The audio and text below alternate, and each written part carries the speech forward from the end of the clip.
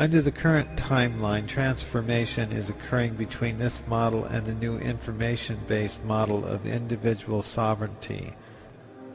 As the family unit began the model of authority and domestication of children into society of the tribe, nation, and global civilization, the creation of the instant internet architecture has allowed for a new model of integration to begin to come forth to supplant and add to the old.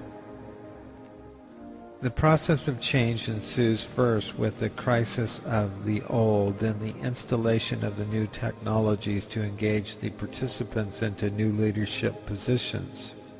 The revolution that occurs can be violent, chaotic, and divisive, or gentle, simple, and unifying.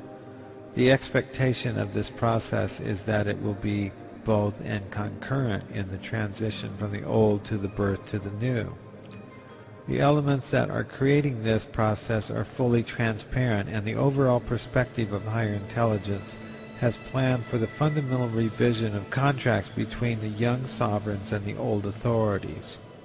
The symbiosis of the conflicting agendas will at first bring about a chaotic soup of alternation that will assemble eventually into an acceptance of the mixing of methodological paradigms to allow the shift of consciousness to engage the adaptation into a fully sentient technology.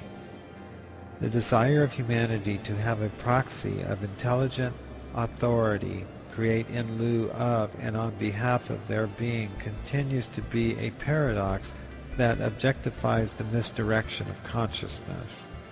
It is well understood that at childhood in physical form there is a demand that the family provides sustenance and support until the rites of passage allows the young sovereign the opportunity to become a mature adult.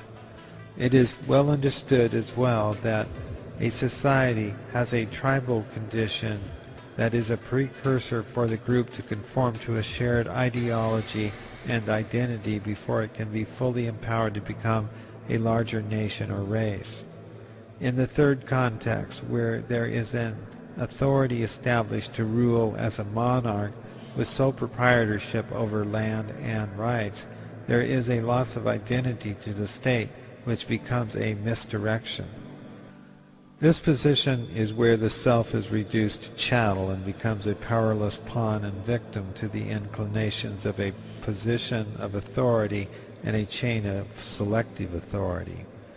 The mystification of this position then creates a continuance in a negative spiral out of human independence and creation and distracts the being from the role as creator and becomes a subject. Humanity becomes subject to the abstraction of authority and is further extended through the process of mercantilism, where political authorities closed in doctrine, religious, philosophical, and political become disassociated with principles and corrupt the nature of sovereign divine creation with artificial and fictitious entities. The creation of these entities that are built up as states, governments, corporations, institutions, religions are all abstractions of personal power and become infused with bureaucratic power centers where corruption feeds.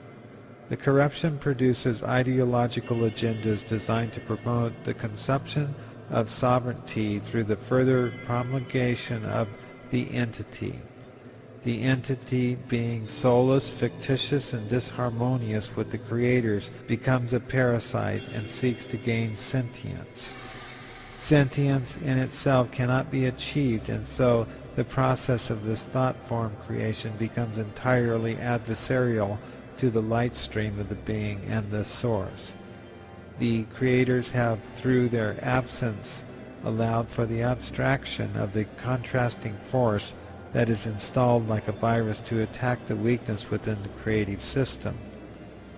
The creative virus that is based upon the vacuum of creation due to the ignorance and the unwillingness of the creators to flow and move with the stream of creation are consumed by the subconsciously created parasite that works without sentience to destruct the blocks to the stream that have been created by reluctance to create. This abstracted virus was installed as a benefit to provide an opposing energy that would instigate a revolution of consciousness demanded by humanity.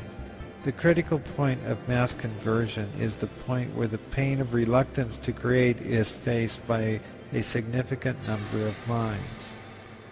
The moving forth within the stream that humanity has created is thus a natural process of creation, whereas the limitations set upon creation and blockages to growth are unnatural. The law of change requires that vibration exist between the poles of opposites and move from potential to actual. When there is a lack of movement due to a block where the stream of creation is not moving, a disease is created to catalyze the process and force the issue. The point of awakening is when the holding back becomes more painful than going forth. The fear of going forth is due to the experience of being blocked in a previous expansion. The truth is, there are steps that allow all creation to rise, and there is a level of critical mass that needs to be reached so that the flow of the stream may remain unhindered and uninhibited.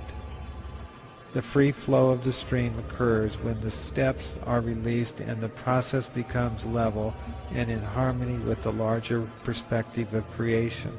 You are awakening to oneness, and in oneness the stream moves into the ocean.